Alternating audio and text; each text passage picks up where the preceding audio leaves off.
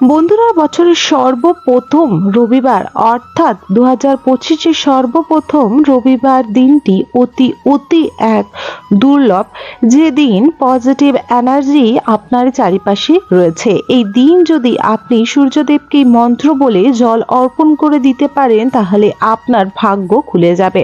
বলা হয় সূর্য পূজা করলে যা ব্যক্তির জীবনে সৌভাগ্য ফিরিয়ে দেয় এবং জীবনে থাকা অশুভ শক্তির বিনাশ ঘটায়, জীবনে চলার পথে আপনাকে সাকসেস লাভ করতে বিশেষ বিশেষ আশীর্বাদ প্রদান করে থাকে। সূর্য দেবতা এমন এক দেবতা যা কলি যুগে আমরা নিজের চক্ষুতে দেখতে পাচ্ছি এবং সূর্য দেবতাকেই আমরা সর্বদাই দেখতে পাই। তাই সূর্য দেবতাকে যদি পুজো করা হয় বিশেষ রবিবার ওনার বারের দিন, তাহলে অনেক অনেক জীবনে সাকসেস নেমে আসে।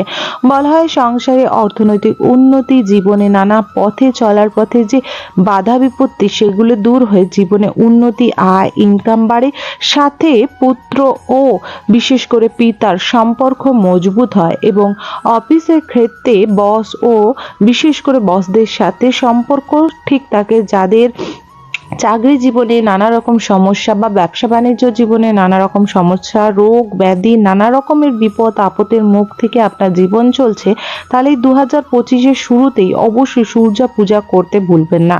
সূর্যদেবকে যদি এই মন্ত্র দ্বারা পূজা করা হয়, সাথে রবিবারে কিছু উপায় ও টোটকাও বলে দেবো। এই দিন যদি এইগুলি করা হয় তাহলে আপনার ঘরে পজিটিভ এনার্জি বিরাজমান করবে, যার ফলে সুখ শান্তি সমৃদ্ধি বজায় থাকবে এবং যে ব্যক্তি নিত্যদিন সূর্যদেবকে জল অর্পণ করে থাকেন তার জীবনে কোনো প্রকার রোগ ব্যাধি আসে না, সাথে সে কোনো জায়গায় পিছিয়ে পড়ে না, সব জায়গায় সূর্যের তেজের মতো জ্যোতি হয়ে সাকসেস অর্জন করে নিয়ে আসে।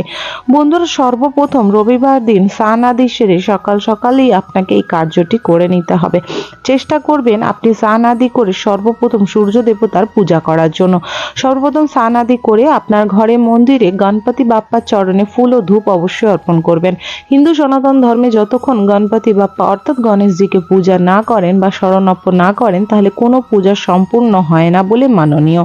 তাই অবশ্যই অবশ্যই গণপতি বাপ্পাকে পূজা আরাধনা করে নেবেন এবং তারপরে একটি তামার ঘটে জল পরিপূর্ণ করে তাতে লাল চন্দন, লাল ফুল, সামান্য কালো তিল মিশ্রিত করে নিতে হবে এবং ওম সূর্যা দেবতায় নমো নমঃ, ওম সূর্যায় নমো নমঃ, যে কোনো একটি মন্ত্র দুটির মধ্যে 3 বার বলে আপনারা জল দিতে থাকবেন।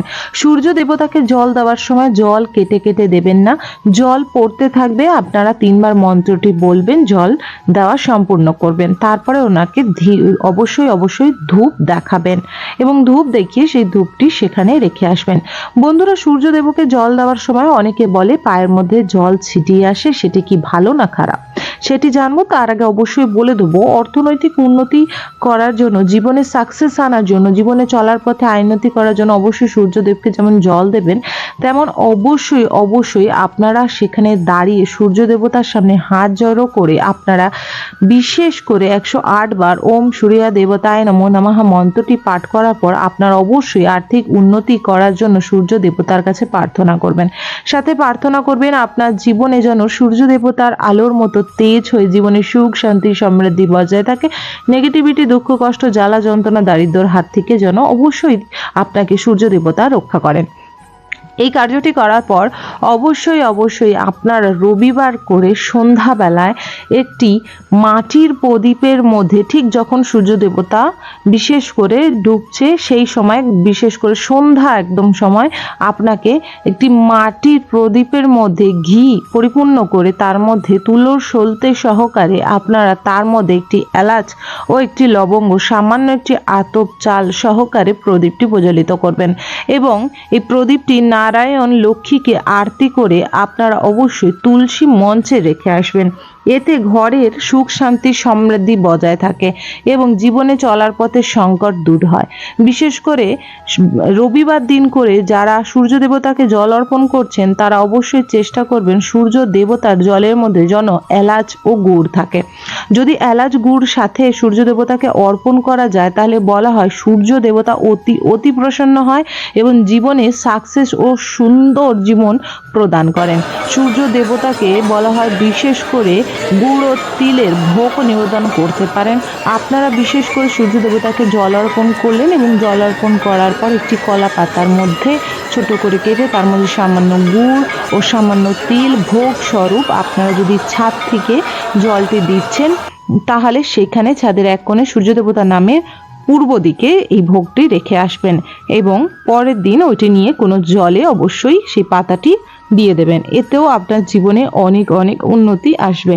বন্ধুরা, সূর্য দেবতাকে জল দেওয়ার সময় যে যারা ব্যালকনি থেকে নিচে দিচ্ছেন ডাইরেক্ট মাটিতে চলে যাচ্ছে সেটি ভালো, যারা ছাদ থেকেও দিচ্ছেন তাদেরও পক্ষে ভালো, জলটি নিচে যাচ্ছে। কিন্তু বিশেষ করে যাদের পক্ষে সম্ভব নয়, পায়ের মধ্যে জল ছিটিয়ে আসছে, সেটি একদমই ভালো নয়। তার জন্য আপনি কি করবেন, নিচে একটি গামলা বা বালতি রেখে দেবেন এবং তারপরে সূর্য দেবতাকে জল অর্পণ করবেন। সেই জলটি যখন বালতি বা গামলার মধ্যে এসে পড়বে, তারপরে সেই জলটি নিয়ে কোনো গাছের গোড়ায়, বিশেষ করে যদি লাল জবা ফুলের গাছ হয় বা লাল কোনো ফুল গাছ হয়, তাহলে তার গোড়ার মধ্যে দিলে সেটি আপনার জন্য অতি ভালো। বন্ধুরা, রবিবার করে বিশেষ এমন এক দিন যা অতি ভালো দিন, অতি পজিটিভ এক দিন, যা সূর্য দেবতার দিন। আমরা সব দেবদেবীর মধ্যে কিন্তু বিশেষ করে সূর্য দেবতাকে রোজ নিজের চোখে দেখতে পাই। তাই অবশ্যই সূর্য দেবতাকে আমরা নিত্যদিন পূজা করতে না পারলেও অবশ্যই রবিবার দিনটি অবশ্যই পূজা করা উচিত। বলা হয় যাদের সূর্য গ্রহ ডাউন থাকে বা যাদের পক্ষে বিশেষ বাবা মার সাথে ঝগড়া ঝামেলা হয় বা যাদের পড়াশোনায় মন লাগে না, যে সন্তানরা কোনো প্রকারভাবে পড়াশোনায় মন বসাতে পারছে না, তারা কিন্তু অবশ্যই সূর্য দেবতাকে নিত্যদিন পূজা করা উচিত। বলা হয় যাদের জীবনে অর্থনৈতিক উন্নতি কোনো মতেই, কোনো উপায় টোটকা বা কোনো দিক থেকে কোনো কার্যশীল হচ্ছে না, তারা অবশ্যই সূর্যদেবকে জল অর্পণ করতে পারে।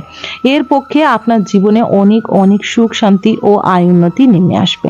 আশা রাখবো বন্ধুরা আজকের ভিডিও তথ্যটি আপনাদের ভালো লেগেছে। যদি ভালো লেগে থাকে অবশ্যই একটি লাইক করবেন। কমেন্ট বক্সে অবশ্যই আপনারা জয় হনুমানজির জয় ও অবশ্যই জয় সূর্য দেবতার জয় লিখবেন। এর পক্ষে আপনার জীবনে সাকসেস আসবে, আপনাকে কেউ কোনোদিনও আটকাতে পারবে না সাকসেসের পথে যাওয়ার পক্ষে। অবশ্যই চ্যানেলটিকে সাবস্ক্রাইব করে রাখতে পারেন আপকামিং পূজা পাঠ, তন্ত্রকথা, জ্যোতিষশাস্ত্র, বাস্তু টিপস, টোটকা ও উপায় দেখার জন্য। হরে কৃষ্ণ, রাধে রাধে, ওম সূর্য দেবতায় নমো নমঃ।